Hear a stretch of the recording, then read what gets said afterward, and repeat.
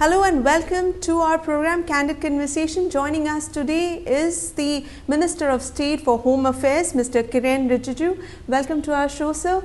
Sir, in Sunanda Pushkar case, the Congress is alleging that why the FIR has happened after 1 year. And my question to you is that, is the former Union Minister, Mr. Shashi Tharoor, one of the suspects in the case? When there is any case, whether it's a civil case or criminal case, it's not important who the person is, it's important what the case is. So there's nothing, sort of prejudice or any predetermined, kind of attitude or intentions with regards to how the police has handled this case. It's a simple case which the police found that after the forensic report which came very late, because we don't have facilities here, this has been sent abroad. Right. When it came, the forensic report says that it's not a suicide, right. It's an overdose, poisoning. So it indicates towards murder. Unless you register a case of murder, the power of investigation also goes down. So to reach to a logical conclusion of the case, Delhi police has registered case under murder provisions. That's all it's. But my question remains, is Mr. Shashi Tharoor one of the suspects in the case? No, that's the deceased is wife of Mr. Tharoor. That's just an incident. As I said, it doesn't matter who the person is or who the person was related to. It's a question of what the case is. Okay, but of course, Mr. Tharoor being a husband, he would be questioned in the case because the entire thing is being investigated and he could be questioned by the police to get more. That is for the police to determine who should be questioned, but definitely as a person directly related to the deceased, certain things are obvious. Sir, in this Porbandar case, Defence Minister Mr. Parker has asserted that the mysterious boat that blew itself off Porbandar coast had terror link and it was constantly in touch with Pakistan. And he has also said that the intercepts are being probed and the truth will come out in few days, and categorically mentioned that he is not aware what was inside the boat. So the mystery still prevails as to who were the people who were occupying that boat, whether those were smugglers or the terrorists. What is the intelligence report on it? See, the situation is extraordinary.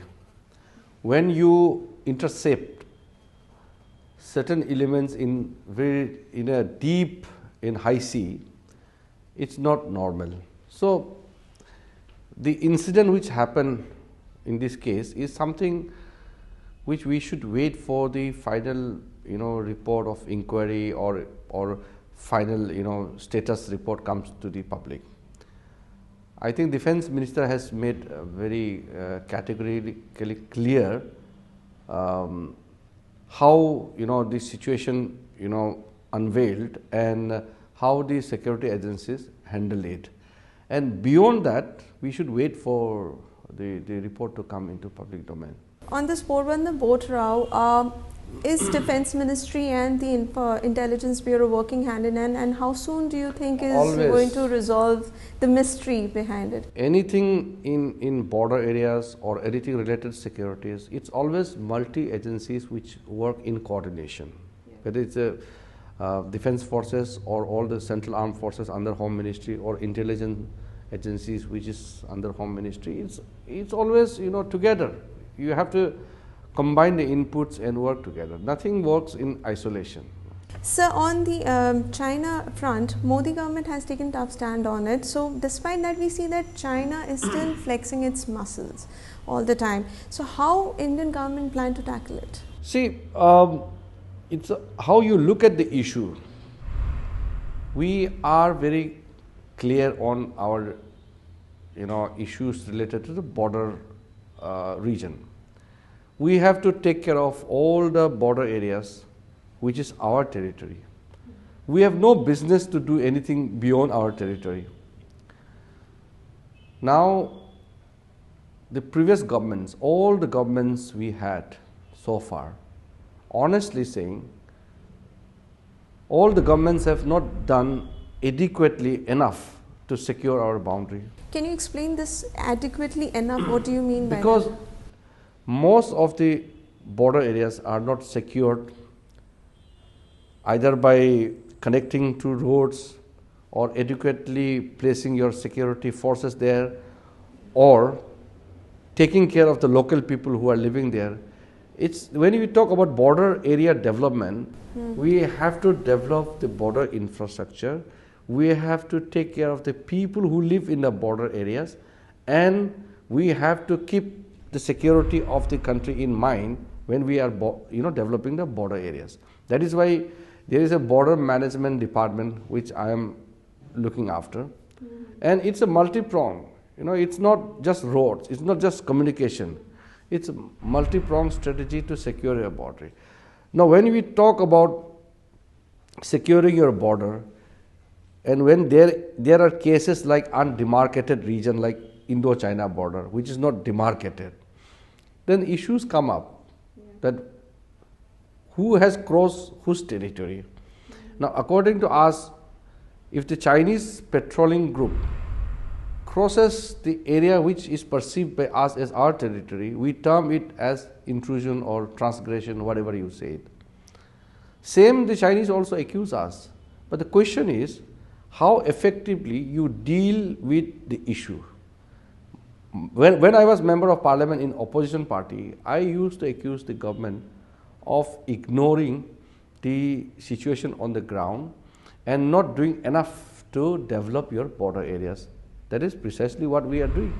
So now what is the progress on that front? Because you have spoken about the development of roads and infrastructure in that area. So what's the progress and how soon can we see something Border on ground? area development is not a one-time program, or it cannot achieve its target in one year period of time. Now it's the beginning of our government. Have you initiated it? Yes. All the steps have been taken. We are going to build roads, communication, whatever is necessary to secure our border, and that should not be seen to be challenging or posturing in aggressive position or something like that to intimidate or But China has raised They objection. may raise it, but we will do whatever we have to do. So Yeah. we want to have a very friendly relation with all the neighboring countries. We don't want to wipe up sentiments and take an aggressive posture by destabilizing the tranquility prevailing in the border areas. We don't want that. Right, sir, this was the border issue, but coming back to our own country, in Assam, I recently interviewed the Chief Minister of Assam, Mr. Tarun Gogoi. I asked him specifically about the attack that happened by NDFBS on Sonitpur. The reason why security forces couldn't reach the spot quickly was the lack of roads and infrastructure. Yes. He said categorically that since these areas come under forest land, he doesn't get environment clearance and he is not able to develop roads. So where exactly is the problem and how are you going to solve it? Whatever Chief Minister said is correct, but at the same time, we have to realize one thing: the development of the state is the responsibility of the state government. The security of the state is the responsibility of the state government. Central government just supplements it. That's the reality. That's the basic, tenets of the federalism. The state central government. But he cannot take it blames over. center for not giving environment clearance. This is kind of a statement which I will not subscribe to. But at the same time, if central government has not supported well enough, then I must say that the Congress has been ruling this country for a long time. We have been in government for just last 7 months. In 7 months, what could we do? We are doing whatever is necessary at our own level. Right. But the thing is, it is the state government who has to take the initiative. Central government will supplement. If central government doesn't come out with a concrete support to the need of the state government, then you can accuse the central government. In last 7 months, we have been very forthcoming whenever any issue comes up from the state government. We don't want to go on the political line. We are here to take care of the people of this country. Politics is important only at the time of election. Once you have got the mandate, you have to take care of the people. So he also said that there is a need of more security forces in his state, and he is working with the center for this on this particular issue. What exactly, how do you strategize to enhance? That is a normal case. Every state government wants more central forces. We keep getting the request from all the governments for adequate forces, but the fact is, all the state governments have not filled up the total vacancies which is there in their police forces.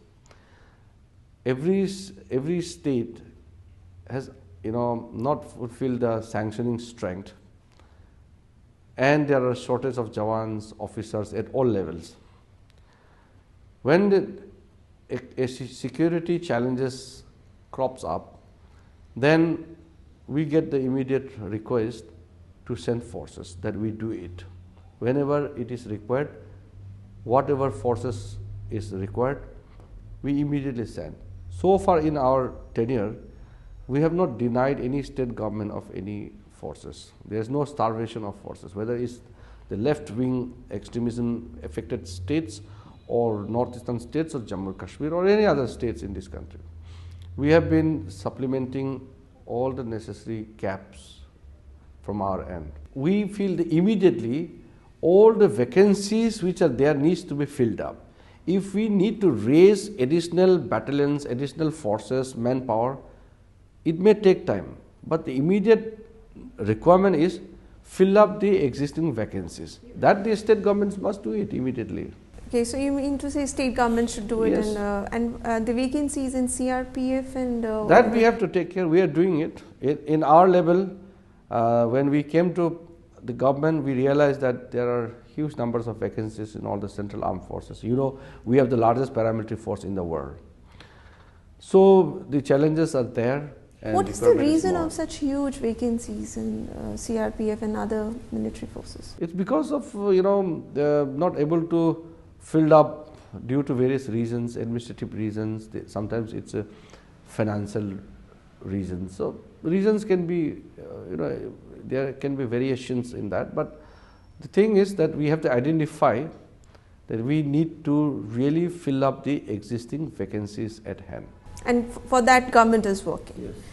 Sir, coming now back to Northeast problems, you have only said earlier that India is highly populated, but not highly literate country. And you have also said that it is something very normal that 70% of people do not know where the Northeast is. So you too come from Arunachal Pradesh. Have you ever faced any racial discrimination?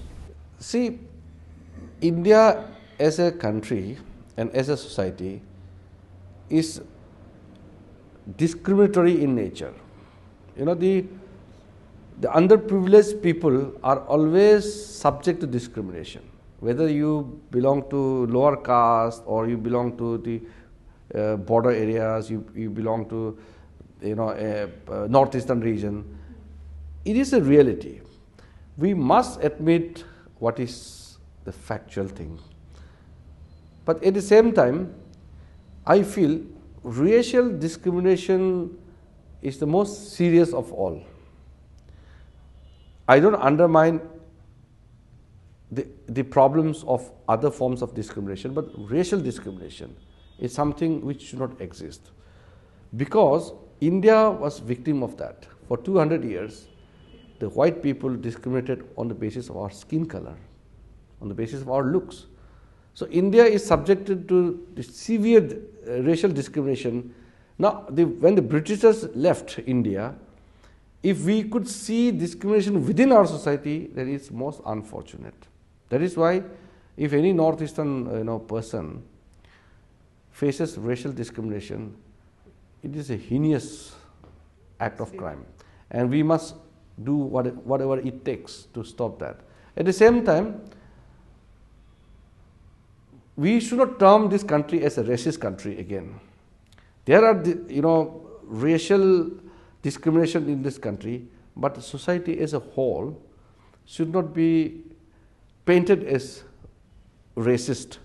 So when I was requested by many groups and opinions came from many quarters that India seriously needs a law to deal with racial crimes. You mean to That say is- modification in No, law they or said India must draft anti-racial law like the one we have in the United States.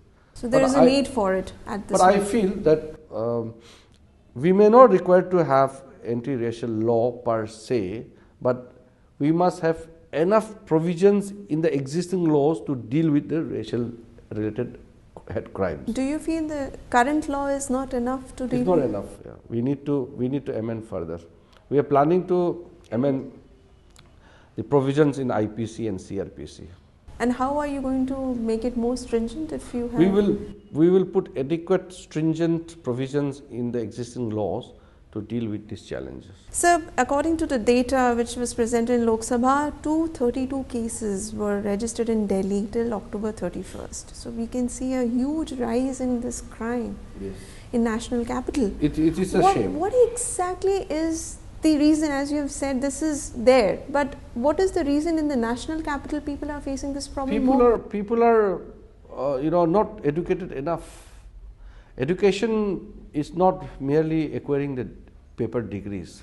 It's much more than that. You have to really understand the values of the society. That's why it's not merely the provisions in law, but it's educating the people also. That's why we are appealing the various civil bodies to come forward and educate each other. We have instructed all the police stations to have a committee in each police station of the country, where all the sections of the people will be member, and they will celebrate, join together in various occasions, thereby knowing each other. That's why I have said, if a person from a village in Kerala is asked where Mizoram is, he or she will not know, simply because he has not got the opportunity to know it.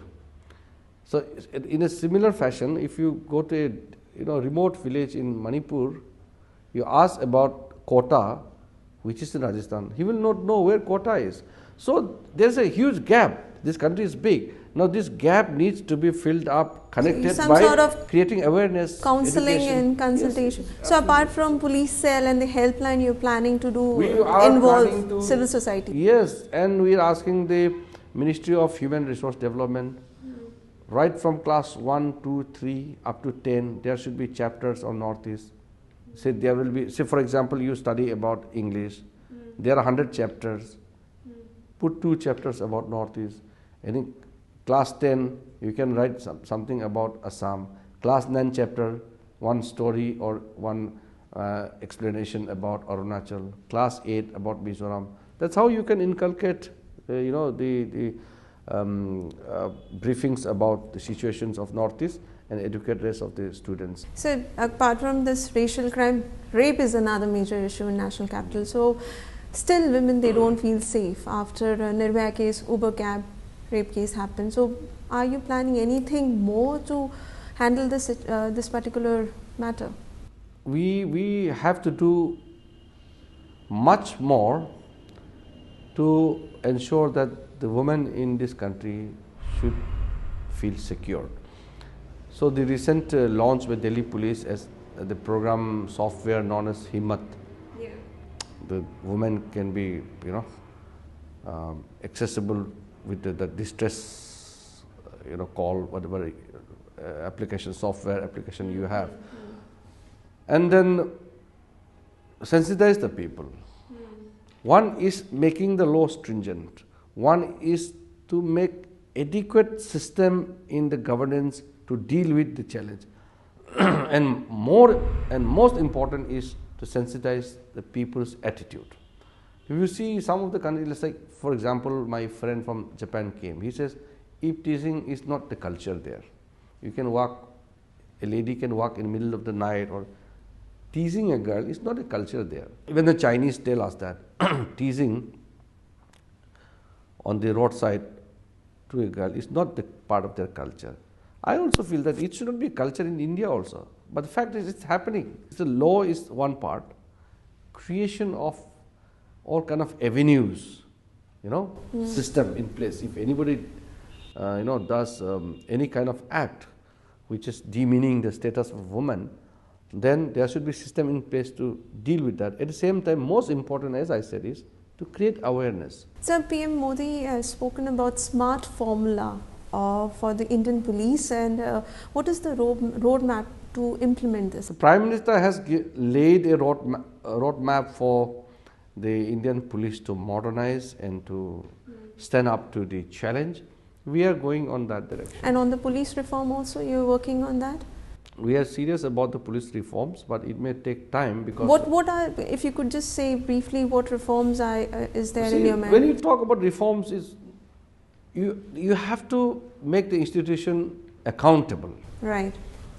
If you talk about all the previous committees and all the recommendations with regards to police reforms in India, is mainly about making police accountable, making police less vulnerable to the political pressure, and make police standard enough, to deal with any kind of situation by providing financial support, proper training, proper facilities.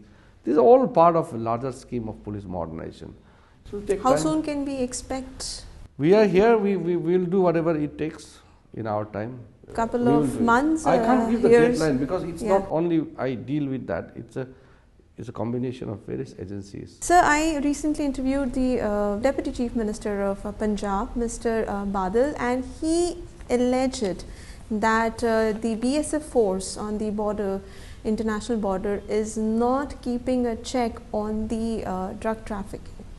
And he says that there is a need for CCTV cameras and sensors on the border so that drug trafficking can stop. So what are you going to do on that? I have taken a review meeting last month, the National Crime Record Bureau, the Narcotic Control Board, and BSF, and all the relevant officers dealing with the subject. We have big challenges in hand. Through Punjab, we receive all forms of drugs which originates from the Golden Crescent and then Golden Triangle, from Afghanistan, Pakistan to Punjab. Not only Punjab, there are various points along the border, and it goes down to South India and Southeast Asian countries. It's a huge challenge. We have to deal with it. I think our situation is better now, and we are going to be much more firm in dealing with this issue. It's a challenge before us, and we should not run away from the problems. We must deal it. How do you plan to deal with it? No, I can't tell you the detailed plans how to deal with it, but are you going to strengthen BSF? It's not merely strengthening. We have to put the things in proper place. System needs to be very vibrant to deal with the situation. It's not merely the strength alone. It's a system to be in proper place and quick enough, to respond to the situation. We need to really make all the agencies which are dealing with the subject stand on their feet. It's a challenge. Sir, according to Observer Research Foundation, it's a group of think tank, they are saying that CRPF and paramilitary units are simply not good enough to fight Maoists, and it should be replaced by a better group to counter this insurgencies. So what do you have to say on that? Every country has its own limitation. We cannot equip our forces the way the Americans are doing. We have a limitation, and with the limitation in our hand, I think our CRPF and some additional forces like ITBP and in some cases CISF are also engaged in fighting the left-wing extremism. I think it's a commendable job they are doing. Challenges are there, but we should not undermine the situation in which they are performing. I think our Jawans are doing because we have seen lately that many CRPF Jawans have got killed because of various reasons. The situation is not as easy as you are fighting with a visible enemy. Yeah. The left-wing extremists are within the society. Right. They draw their strengths from within the society. So it's not easy that you go and start pounding the targets. So we must understand the complexities of the situation. So recently we have seen that ceasefire violation on the border has happened too much. What is the reason behind it and how do you plan to handle? We are absolutely clear. We are not there to provoke any neighboring countries' patience. If anything happens from the other side of the border, then India responds proportionately as it is required. So we can't say the reasons why the Pakistanis are breaking the ceasefire and all. These are. Will there be any kind of talk, diplomatic talk to stop this? Because we have seen that many civilians. The talks are going on. See, whenever there is a problem, then there are steps to sort out the issues. Then there are flag meetings, the meeting between the senior level officers and all. But at the highest level, political level, the Prime Minister will take a call. And if it's related to the bilateral issues at the policy level, then the Foreign Ministry will deal with it. We are not to deal with the foreign relation of India with. But the talks are going on various levels. Yeah, you can't shut everything out just because there are issues. Issues will definitely be there, but there should be efforts to resolve it. So, right. But I am not the appropriate person to talk about the foreign policy. Right. So, are you going to take help from US in the extradition of Dawood? India has already placed all the dossiers related to Dawood Ibrahim and other terrorists who are living in Pakistan to the Pakistan government. Right. Now, it is for the Pakistan to respond it positively if they are really serious about dealing with the terrorism. There cannot be double standards in dealing with terrorists. So, it is for the Pakistan to understand that you can, really play with the sentiments of India forever. When India has placed its grievances and all the relevant evidence has been handed over to them, it is incumbent upon them to respond it positively. Right. So thank you so much for talking to us.